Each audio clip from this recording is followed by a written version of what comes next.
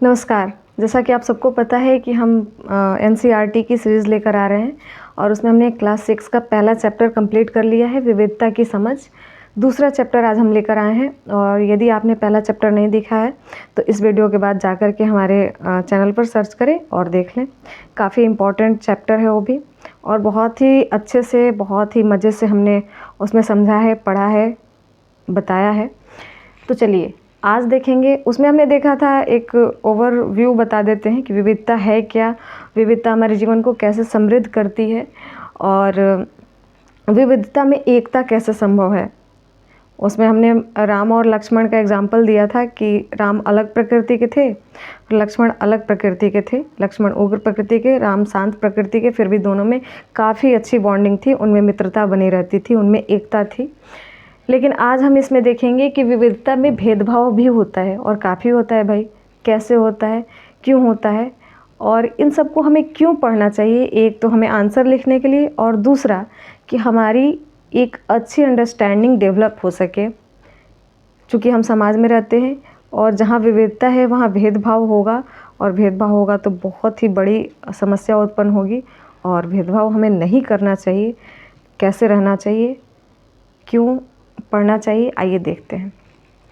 जैसा कि हमने विविधता एवं भेदभाव लिखा है, विविधता का मतलब है विभिन्न प्रकार, लोगों के समुदाय, तरह तरह के लोग, उनकी संस्कृतियाँ, उनके खाने पीने के ढंग, उनके पहनने ओढ़ने के ढंग, और उनके अलग अलग पसंद, हर चीज़ को प्रभावित करता है। हर चीज़ को आप विविधता कह सकते हैं। जलवायु के आधार पर भी विविधता आपको मिल जाएगी। नॉर्थ वाले किसी और टाइप के कपड़े पहनेंगे अपने उस उधर के क्लाइमेट के हिसाब से, साउथ वाले किसी और टाइप की। तो कई चीज़ों के बारे में हम जो है ना, इस विविधता को लेकर के पूर्वाग्रह हो जाते हैं कि वहाँ के हैं तो वो ऐसे ही होंगे, ऐसे तो हो ही नहीं सकते हैं। तो इस पर हम क्या कर सकते हैं कि हम कितने पूर्वाग्रही हो जाते हैं लोगों के धार्मिक विश्वास को लेके, उनकी चमड़ी के रंग को लेके, या वे जिस क्षेत्र से आते हैं उन सब चीज़ों के मामले में हम पूर्वाग्रह हो जाते हैं। पूर्वाग्रह का मतलब है पहले से अनुमान लगा लेना, अपने मन में बैठा लेना। वैसे ही जैसे रूढ़िवादी धारणा होती है किसी के बारे में। जैसे हम आप आदिवासी समुदाय का एग्जाम्पल ले तो आदिवासी शब्द कहते ही आपके दिमाग में कैसी छवि बनती है, आप ज़रा बताइए, आप खुद भी सोचिए। बहुत ही अजीब ढंग का मतलब। लेकिन उसी आदिवासी समुदाय से अभी इस बार भी एक आईएएस बनी है लड़की, और काफ़ी शानदार प्रदर्शन रहा है, और काफ़ी खुशी हुई हमें देख करके कि वैसे क्षेत्र से भी लोग आ रहे हैं, और उन लोगों के उत्थान के लिए, हमारे देश के हर वर्ग के उत्थान के लिए ये बहुत ही ज़रूरी चीज़ है, और ऐसा होना चाहिए, तभी हमारा देश आगे बढ़ेगा, डेवलप करेगा। तो ये विविधता एवं भेदभाव हमने जान लिया। अब हम जानते हैं कि लिंग के आधार पर, पहले तो हमने क्षेत्र के आधार पर जाना। क्षेत्र के आधार पर देखिए इस तरह से भी हो जाता है कि गांव के लोगों के बारे में लोगों की धारणाएं कुछ अलग हो जाती हैं, और शहर के लोगों के बारे में कुछ अलग। शहर का इंसान अगर कोई पढ़ा लिखा थोड़ा ना भी हो और गांव में आ जाए ना, तो लोग उसे बहुत ही समझदार, बहुत ही पढ़ा लिखा कहते हैं। रेयर ऐसा होता है। और गांव का कोई बहुत पढ़ा लिखा, काफ़ी उसको अच्छी जानकारी है, लेकिन वो अगर शहर में चला जाए तो लोग उसके साथ भेदभाव करते हैं कि ये गांव से आया है, इसे तो कुछ आता नहीं होगा, ये इस ढंग से रहता होगा, उस ढंग से रहता होगा। तो इस तरह से हमें किसी के बारे में पूर्वाग्रह या रूढ़िवादी धारणा अपने अंदर डेवलप नहीं होने देना चाहिए, अपने अंदर उत्पन्न नहीं होने देना चाहिए। ये हमारे पढ़ने का मतलब यही है। मैं बार बार कहती हूँ कि साइंस में ही सिर्फ जो है प्रैक्टिकल नहीं होता है। प्रैक्टिकल हर चीज़ को करिए। जो भी आप पढ़ते हैं, जो भी आप सुनते हैं, आपने जो भी पढ़ा उस पर अमल कीजिए। ये हमें पढ़ने की ज़रूरत क्या थी, विविधता और उसमें जो भेदभाव है। लेकिन हमें पढ़ना है क्योंकि हम विविध समाज में विविध लोगों के बीच रहते हैं, और इसे पढ़ना बहुत ही ज़रूरी है। तो इस तरह से गांव और शहर के क्षेत्र के आधार पर हो गया। अब लिंग के आधार पर आते हैं, लड़का और लड़की।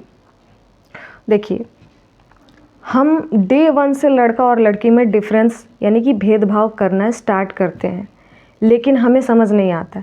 हम तो सोचते हैं कि ऐसा ही है, ऐसा ही होता है, इसमें नया क्या है। आप खुद सोचिए, आप एक लड़की को खेलने के लिए गुड़िया देते हैं, एक लड़के को खेलने के लिए कार देते हैं। तो वो उसी रूप में बड़े होते हैं और स्त्री पुरुष बनते हैं। उनका अंडरस्टैंडिंग उसी रूप में आगे बढ़ता है।